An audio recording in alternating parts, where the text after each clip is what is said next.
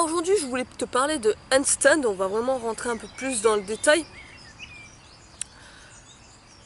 Alors je sais pas toi, mais moi j'ai connu pendant un bon moment ce problème-là. Lorsque je commençais l'apprentissage du handstand, ça se trouve tu vas te reconnaître là-dedans. Souvent quand tu débutes et que t'as pas de méthodologie, que tu sais pas comment faire, ce qui arrive c'est que tu vas te lancer en handstand. Et dans le meilleur des cas, ben, si tu as quand même une certaine agilité, quelques facultés à tenir un équilibre, tu vas réussir à te maintenir, mais quelques secondes, tu vois. Souvent, ce qui va se passer, c'est que tu vas tout de suite retomber sur tes pieds ou, dans le pire des cas, retomber directement sur le dos. C'est d'ailleurs pour ça qu'il y a beaucoup de gens qui flippent à travailler le handstand, qui se sentent clairement pas à l'aise avec ce mouvement-là et qui ne pensent qu'ils peuvent pas y arriver. Ils ont cette sensation désagréable d'avoir le sang qui monte à la tête. Dès qu'ils se mettent la tête à l'envers, ils paniquent. Tu as cette sensation vraiment de pression, de tension au niveau du corps et ils se sentent vraiment pas à l'aise. Je te parle de ça parce que Bradley avait ce problème-là. Je sais que moi, quand je travaillais les handstands, on va dire que moi, je travaillais pas les handstands, l'équilibre en lui-même. Je travaillais les pompes en ATR, mais il faut se mettre la tête à l'envers. Bradley, lui, il voulait faire ça aussi, mais il n'était pas à l'aise, tu vois, la tête à l'envers et tout, t'avais le sang qui lui montait au crâne et il n'y arrivait pas, tu vois, il pouvait pas rester longtemps dans cette position et il comprenait pas ce qui lui arrivait. Et ça, c'est le problème de beaucoup de personnes.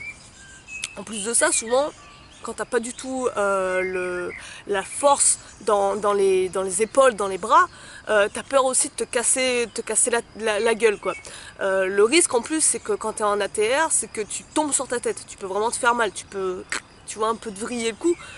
J'irai pas jusqu'à te dire que tu peux te faire le coup du lapin, mais tu peux quand même bien te faire mal, surtout si tu fais sur une surface très dure. Faut faire super gaffe à ça.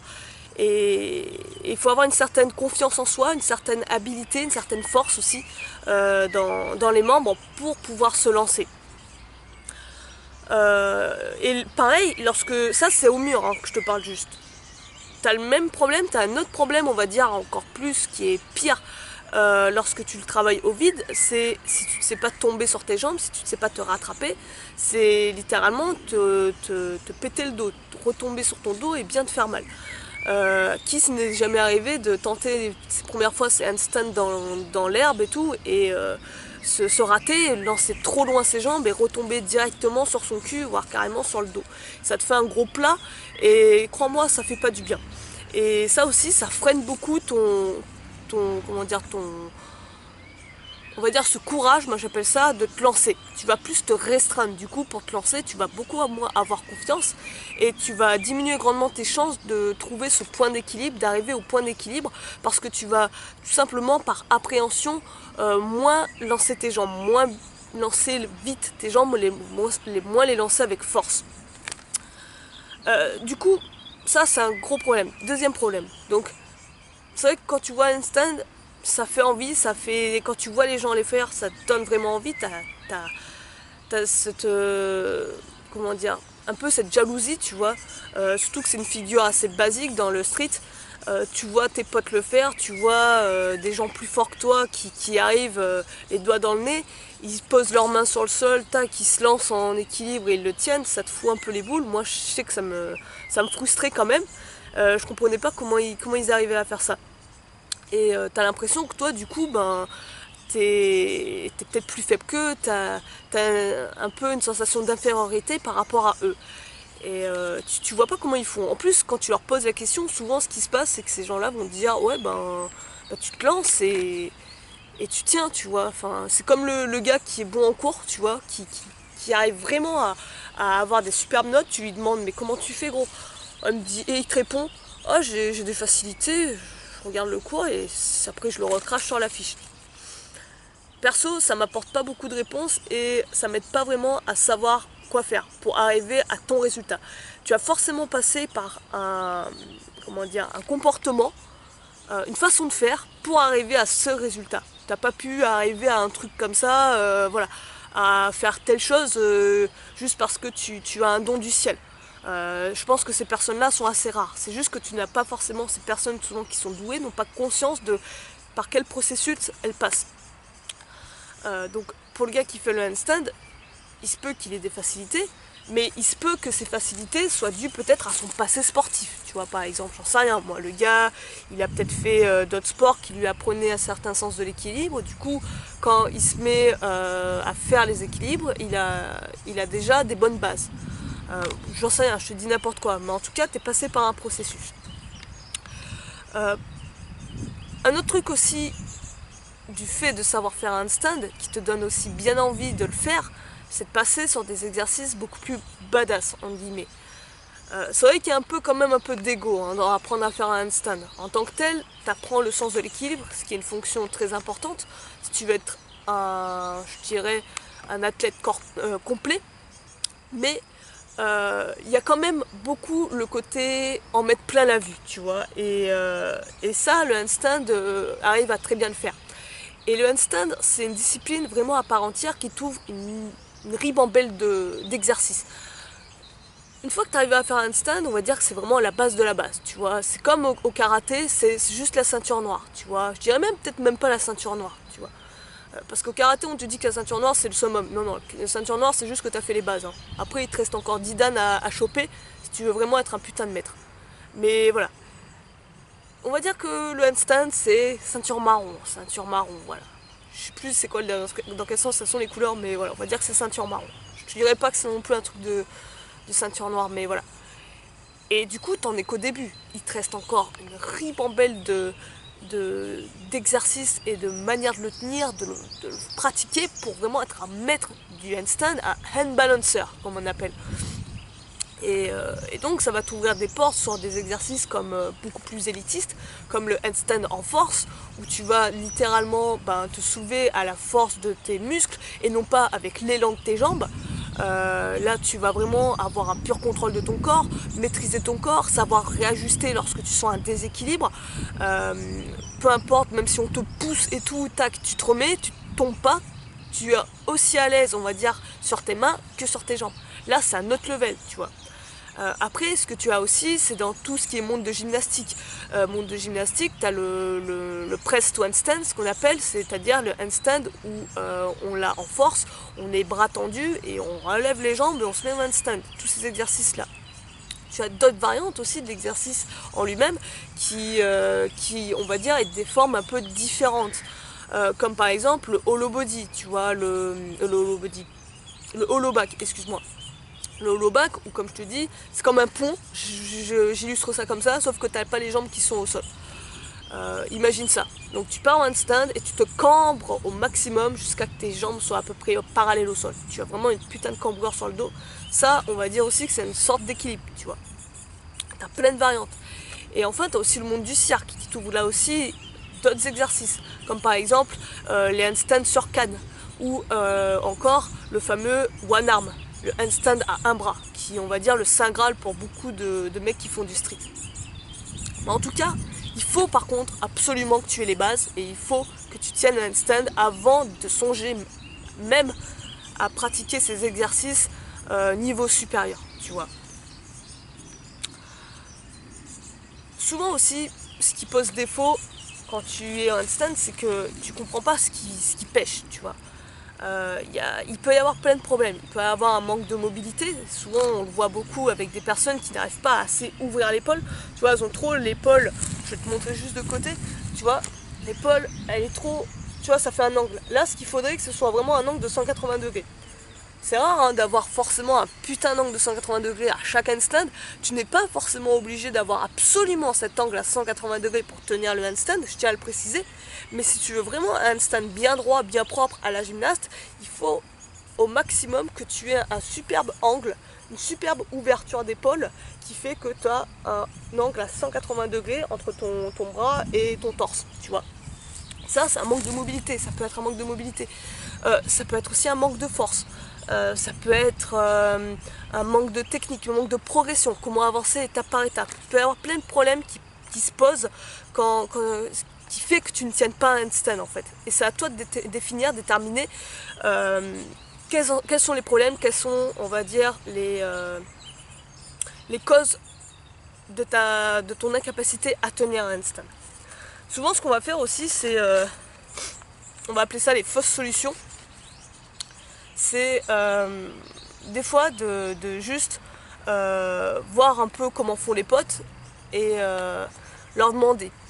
Le problème, c'est que souvent les potes, ce qui se passe, c'est qu'ils n'ont pas forcément le sens de la pédagogie. C'est-à-dire qu'il y en a, il se peut que tu en aies des potes comme ça, pour moi c'est des potes en or qui sont limite des potes profs presque, qui savent très bien comment t'expliquer, qui ont le détail, qui t'expliquent telle ou telle manière, comment arriver en progression et tout. Alors ces gens-là, c'est génial, je t'invite vraiment à t'entraîner tout le temps avec eux, parce qu'avec eux, c'est obligé que tu progresses comme un malade. Mais d'autres potes, la plupart du temps, tes potes, ce qui se passe, c'est que quand tu leur poses des questions et tout, ils savent pas vraiment comment te montrer, comment faire. Eux, ils savent pour eux-mêmes, tu vois, ils ont une certaine technique, mais surtout, en plus, ils vont adapter leur niveau à ton niveau. C'est-à-dire que, par exemple, toi, tu n'y arrives pas du tout, ce qu'ils vont te dire, c'est, ben, tiens, fais tel ou tel exercice. Par exemple, le gars, tu vas lui dire, il va te dire, ouais, j'arrive pas à faire un stand, je commence par quoi? Il va te dire, ben, commence par le poirier. Tu vois, donc le poirier, c'est-à-dire que tu as la tête au sol, tu as les mains au sol, ça te fait 3 appuis et tu te mets en handstand. Il dit tu commences par ça. Ou il va te dire tu commences à travailler par le mur, avec le mur. Ok, mais comment je travaille avec le mur? Est-ce que je mets tout mon poids de corps dessus? Est-ce que je mets qu'un pied? Est-ce que j'active mes dorsaux? Est-ce que je les relâche? Tu vois, il y a plein de petits détails comme ça qu'il ne va pas forcément mentionner, ni même remarquer sur lui-même. Quand il le pratique, c'est inconscient des fois. Et il ne va pas te le souligner, il ne va pas t'apprendre à le faire, ça. Et il va te dire juste, fais cet exercice, c'est un exercice avant, tu vois. Et le problème des fois, c'est que cet exercice, selon ton niveau, peut être parfois trop difficile pour toi. Il se peut justement qu'en faisant certains exercices qui ne sont pas adaptés à ta force, à ta, on va dire, ta capacité actuelle de tes articulations à tenir une charge soit trop éreintant et puisse te blesser, tu vois. Donc des fois c'est ça.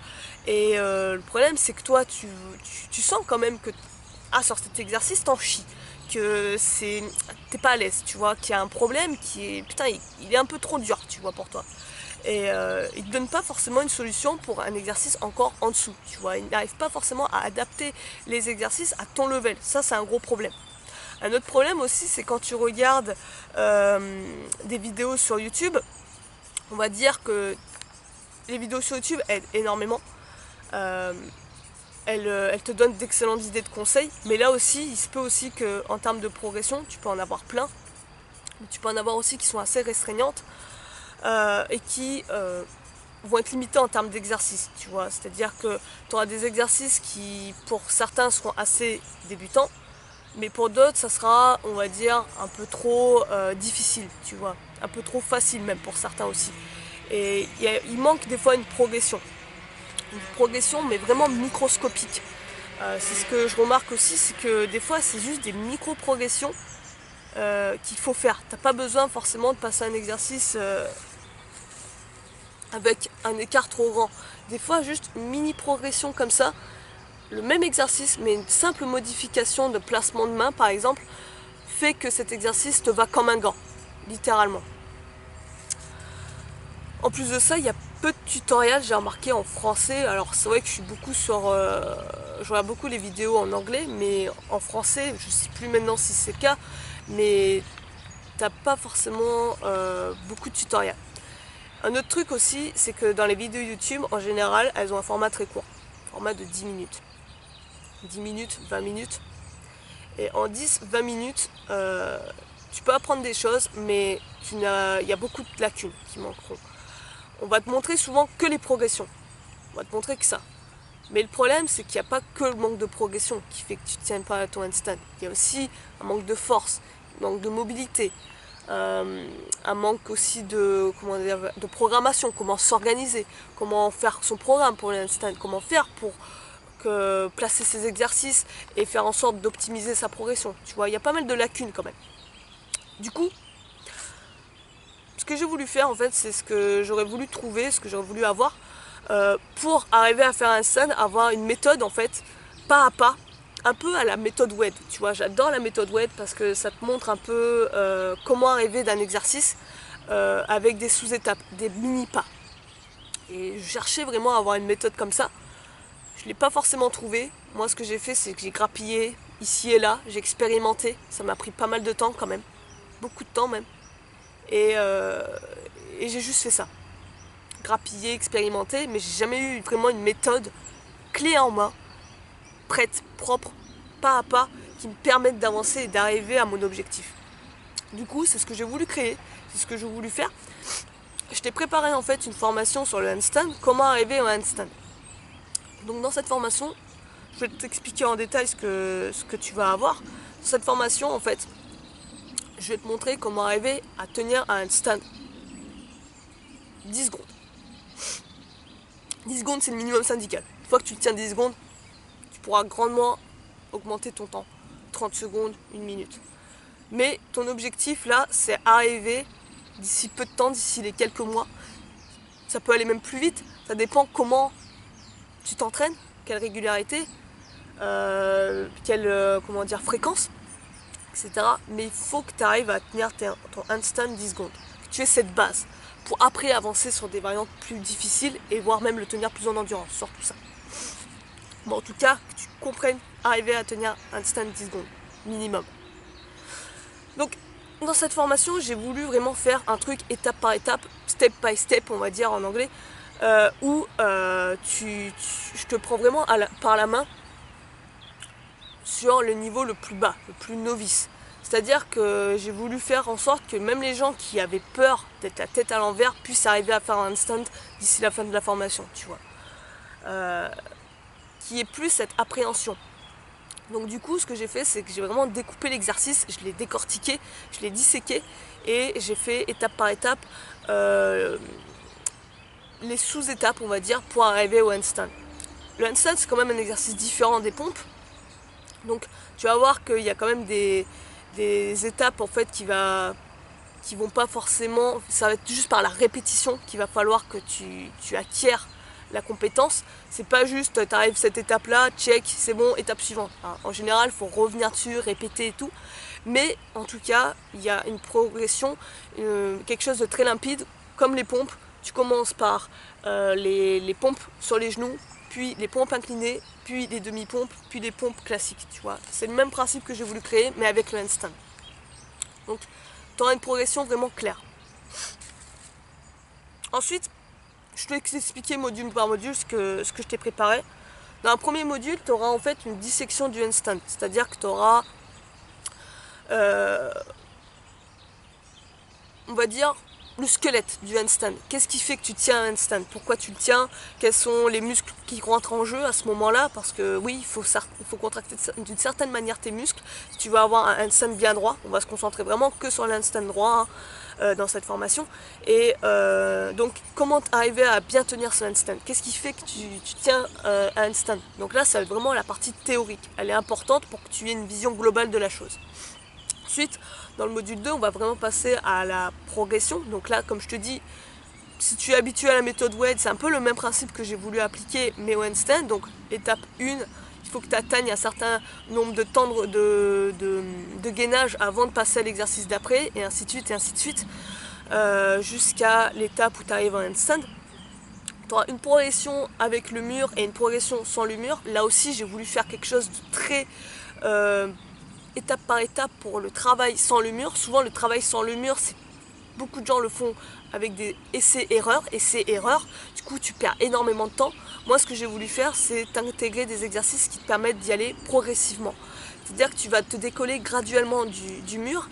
Et ce que tu vas faire, en fait, c'est que ton temps de suspension dans les airs va augmenter graduellement. Comme par exemple quand tu fais du gainage, tu vois, et que tu tiens des fois 30 secondes un exercice, la fois prochaine tu tiens 35 secondes, là ça va être la même chose mais avec le temps de suspension. Il se peut que ta première séance, lorsque tu arriveras à la progression en dehors du mur, que tu tiennes juste une suspension d'1 seconde, c'est pas grave, mais déjà tu n'es plus sur le mur, tu tiens déjà un équilibre. Et on va chercher à graduellement augmenter ce temps de suspension jusqu'à arriver à un moment donné à 10 secondes. Tu vois le truc? Ensuite, dans le module 3, on aura les exos annexes. Donc ce que j'ai appelé exos annexes, ce sont tous les exercices. En fait, tu vas voir qu'il n'y en aura pas beaucoup. J'ai voulu rendre ça simple, hein. On ne va pas complexifier les choses. J'aime pas faire 36 000 exercices, pas besoin, une poignée suffit. Et ces exercices-là vont en fait... Comment dire, j'avais un super terme pour te dire ça, on va dire être autour du handstand, tu vois, vont soutenir le handstand. Pour être bon au handstand, il ne suffit pas juste d'avoir à juste tenir l'équilibre. Il faut que tu sois bon aussi au niveau des épaules, que tu aies une certaine force au niveau des épaules. Il faut que tu aies un certain gainage au niveau abdominal, contracter d'une manière assez spécifique tes abdos et tout. Si tu n'as pas assez de force au niveau de là, ce qui va se passer, c'est que ton handstand va se casser la gueule. Donc ça, c'est important aussi de renforcer ces zones-là. On va également travailler la mobilité, parce que ça aussi, c'est un gros problème. Ce qui fait aussi que tu tiens pas ton handstand, c'est que tu as une mobilité de merde. Donc ça, on va le voir spécifiquement dans le module 3. Dans le module 4, on va avoir un module, je vais te donner un module spécifiquement pour apprendre à tomber et apprendre à entrer dans un handstand. C'est les clés. Tenir le handstand, j'ai envie de dire, des fois, c'est ce qui est le moins difficile. Le plus dur, du moins pour ma part, ça a été de rentrer dans un handstand. C'est-à-dire d'avoir ce mouvement de kippé, avoir la juste force pour arriver à trouver ton point d'équilibre et le tenir. Ça, c'est vraiment quelque chose qui m'a vraiment, demandé beaucoup de travail avant d'y arriver. Et je pense parce que je n'ai pas assez accentué le travail spécifiquement là-dessus, mais je me suis exclusivement concentrée sur la tenue du handstand. C'est une bonne chose. Mais si tu veux gagner du temps, il va falloir que tu investissent quand même du temps sur apprendre à entrer dans le handstand. Et ça, je vais te montrer des exercices pour y arriver, étape par étape, là encore, pour t'adapter à ton niveau, toujours. Pareil, apprendre à sortir du handstand. Apprendre à sortir du handstand, c'est la deuxième phobie des gens, je te rappelle, c'est se casser la gueule lorsque tu fais un handstand libre. Donc ça, on va tout de suite l'éliminer, tu n'auras plus la flip, parce que tu sauras tomber en handstand. Donc là, je vais vraiment te montrer quelque chose qu'un enfant de 2 ans peut le faire. Ouais, j'exagère, un enfant de 2 ans, je sais même pas s'il pourrait tenir sur ses bras, mais on va dire un enfant de 5 ans. C'est-à-dire qu'un enfant de 5 ans, il peut avoir vraiment des grosses appréhensions. Mais avec les progressions que je t'ai mis là-dedans, les exercices que je t'ai mis là-dedans, tu auras forcément quelque chose qui te mettra en sécurité. Tu pourras pas te faire mal, en fait, avec les exercices que je vais te présenter, parce que tu seras jamais trop loin d'un mur, souvent, tu vois. Et petit à petit, là aussi, on va s'écarter aussi du mur tranquillement. Le mur, en fait, c'est comme un parent, tu vois ça comme ça. Tu vois, c'est comme un parent, il est toujours là, prêt à te rattraper, tu vois. Et là, en fait, on va jouer, on va se mettre dans certaines positions pour faire en sorte que le mur soit toujours pas très loin de nous et qu'on puisse toujours se rattraper dessus. Et c'est ça qui va faire quand ça va construire ta confiance et que graduellement tu pourras t'en éloigner jusqu'à un moment donné avoir la technique pour tout de suite retomber sur tes pieds lorsque tu feras un handstand libre. Donc ça, j'ai fait vraiment un module spécifique là-dessus, c'est très important, apprendre à kipper. Donc kipper, c'est rentrer dans le handstand et à en sortir, retomber sur ses pieds sans se faire mal. Ensuite, module 5, c'est la programmation. Donc forcément, donner juste les exercices comme ça, c'est sympa, mais le mieux, c'est de montrer comment les organiser, comment faire. Donc une séance handstand, est-ce que ça va être juste de faire des handstands? Est-ce que ça va être de rentrer les exercices de annexes avec et tout, tu vois? Là aussi, c'est important de montrer aux gens comment faire ton programme, comment faire en sorte que tu organises tes séances, comment faire, combien de séances par semaine on fait, comment on travaille le handstand quand on commence à le tenir et quand on fait les exercices préliminaires. Il y a une différence, j'ai mis une différence entre les deux. Tout simplement parce qu'une fois que tu commences à tenir un handstand, je programmerai différemment que quand on commence les exercices annexes. Donc je t'explique vraiment tout ça dans la partie programmation. Je te montre aussi dans la partie programmation une manière de booster tes résultats avec la fréquence d'entraînement. Tu vas voir qu'il ne suffira pas de juste t'entraîner 2 à 3 fois par semaine si tu veux vraiment progresser très très vite. Il va falloir s'entraîner un peu plus souvent, mais sans forcément que ça te prenne plus de temps lors d'une séance. Ça, au contraire, même, je dirais peut-être que ça te prendrait moins de temps que si tu t'entraînais spécifiquement dessus. Mais ta fréquence d'entraînement sera plus grosse. Ça, je t'expliquerai ça aussi là-dedans. Et enfin, tu as un dernier module, un module 6, qui est un module bonus, où là, je te donne, on va dire, c'est une boîte à outils, où tu as différents exercices que je t'ai mis dedans. Donc c'est des exercices en fait qui, je trouve, ne rentrent pas forcément dans la progression, qui n'ont pas une suite vraiment logique, fluide, mais ce sont des exercices quand même qui peuvent rajouter de la variété et qui peuvent peut-être aider. Tu peux substituer si un exercice ne te convient pas, par exemple.